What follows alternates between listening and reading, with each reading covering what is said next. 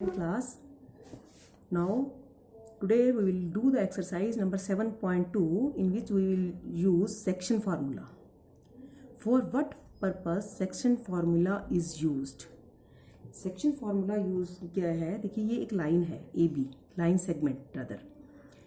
ए के जो कोऑर्डिनेट्स हैं x1 y1, बी के कोऑर्डिनेट x2 y2, पी एक पॉइंट है इसके बीच में, बीच का मतलब ये नहीं कि सेंटर कहीं पर भी, पी एक पॉइंट है जिसके x और y कोऑर्डिनेट्स हैं।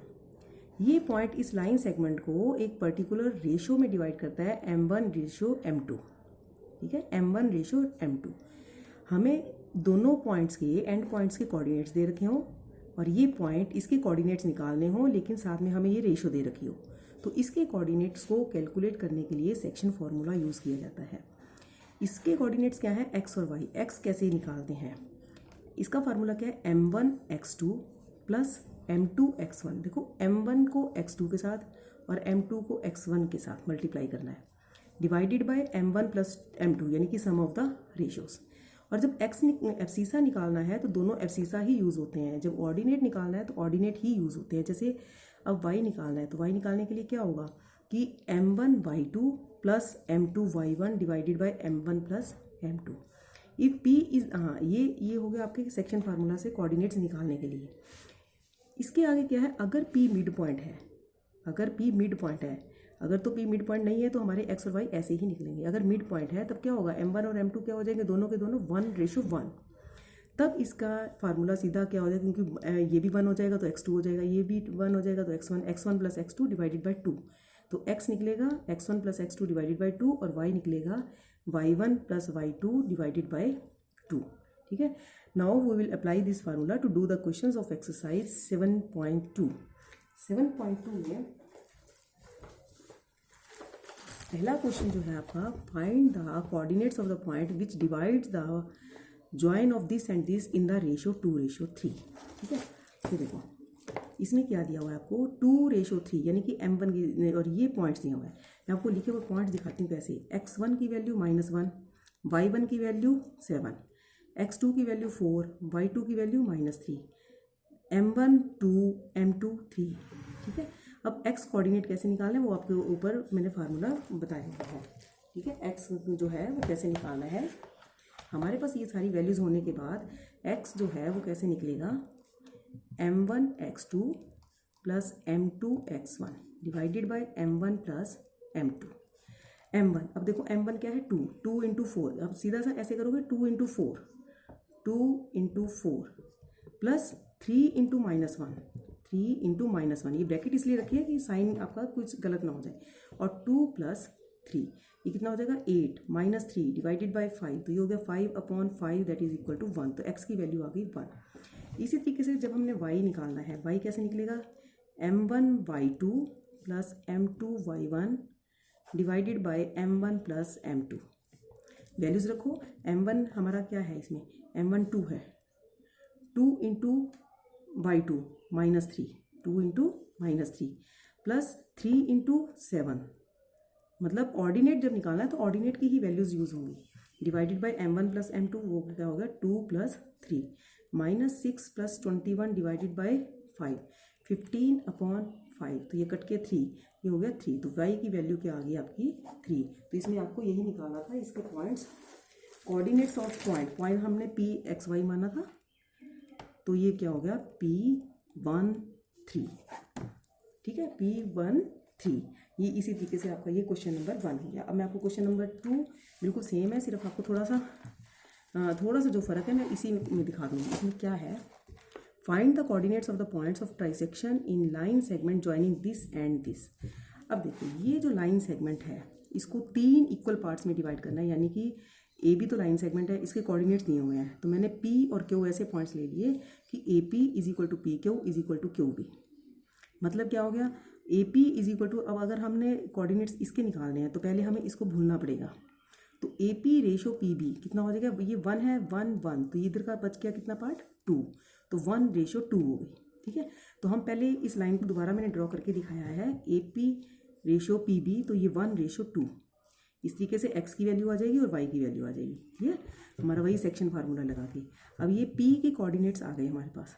अब क्यू जो है आप इसको दो तरीके से निकाल सकते हो, 2:1 से भी कर सकते हो, या अब ये पी के कोऑर्डिनेट्स हमारे पास आ गए, पी और बी का सेंटर पॉइंट है तो मिड पॉइंट से हमारा इजी हो जाता है, तो Q is the mid point of P B, तो Q is the mid point of P B, P के हमारे निकल गए हैं और इधर बी के आपको दिए हुए हैं, तो क्यू के मान लीजिए मैंने ए और बी ले लिया, तो मिड पॉइंट के कैसे आ जाएंगे, ए इज इक्वल टू इसका एफसीसा प्लस इसका एफसीसा 2 + -2 यानी कि 0 हो गया। अब इधर से -5/3 और -3, तो इसको एलसीएम लेके ये क्या आ गया -7/3, तो इसका मतलब हमारे जो क्यू के कोऑर्डिनेट्स आ गए वो 0 -7/3 और पी के आ गए 2 -5/3। ठीक है, अब आपका क्वेश्चन नंबर 3, ये एक क्वेश्चन आप पूरा आपको समझ लेंगे, ये एक गार्डन है, ठीक है, इसमें ग्राउंड है मतलब स्कूल का, इसमें ये प्लांट्स लगाए हैं 1-1 मीटर की दूरी पर, 1 2 3 4 100 मीटर है, ये 100 प्लांट्स लगाए हुए हैं, ठीक है, और ये रोज़ हैं 1 2 3 4 10 रोज़ हैं, तो इसमें 100 प्लांट्स लगाए हुए हैं, ठीक है। इसमें क्या कहा है कि 100 flower plants have been placed.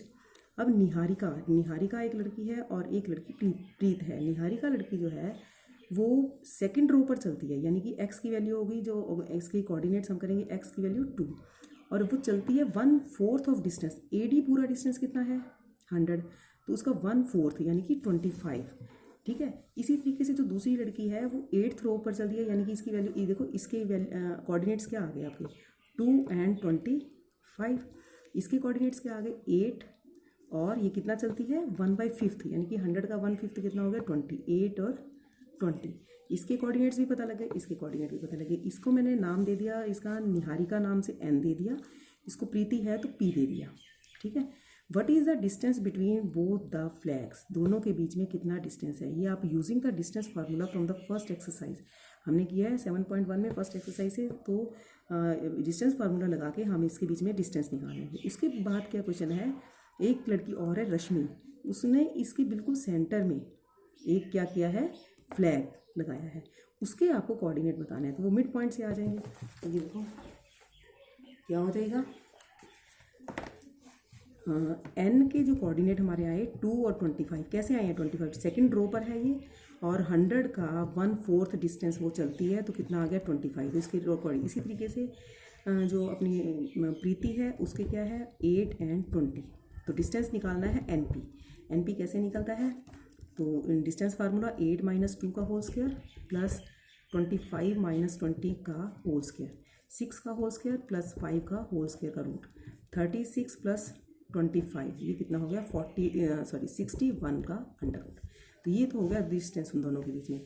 अब क्या कह रहे हैं कि ये जैसे n है 225 और p है 820, इसके सेंटर में r, ठीक है, इसके मान लीजिए x और y ये कोऑर्डिनेट्स हैं, तो इसके कोऑर्डिनेट्स निकालने, क्योंकि ये बीच में इसके फ्लैग करती है, तो इसका x कैसे आ जाएगा, क्योंकि ये मिड पॉइंट है, मिड पॉइंट में मतलब क्या है 2 + 8 / 2, और y की वैल्यू आ जाएगी 25 + 20/2, ये हो गया 10/2 यानी कि 5, और y कितना आ गया ये 45/2 यानी कि 22.5 मीटर, मतलब क्या है कि वो 5वीं रो पर चलेगी, 5वीं रो पर, और डिस्टेंस कितना करेगी वो 22.5, वहाँ पर वो जो है फ्लैग लगेगा, ठीक है।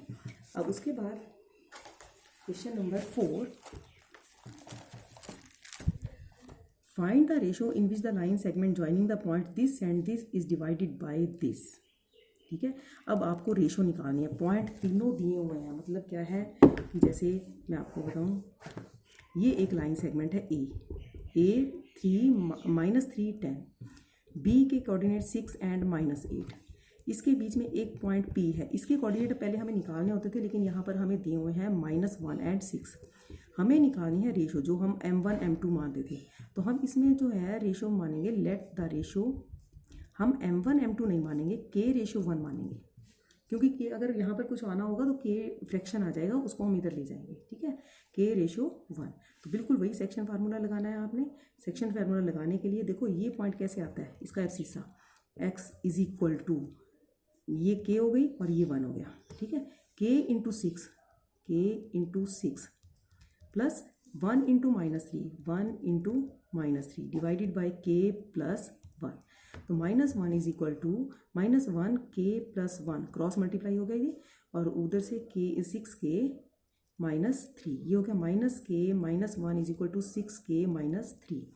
6k, ये k उधर चला गया 7k, ये आ गया -1 + 3 यानी कि 2 is equal to 7k, k is equal to 2/7। तो रेशो जो आ गई k/1 होती है, तो इसको हम कैसे लिख सकते हैं 2/7/1 यानी कि 2/7। ये इसका आंसर हो गया। ठीक है, ये आपका हो गया क्वेश्चन नंबर 4 तक। तो डू एक्सरसाइज 7.2। Thank you.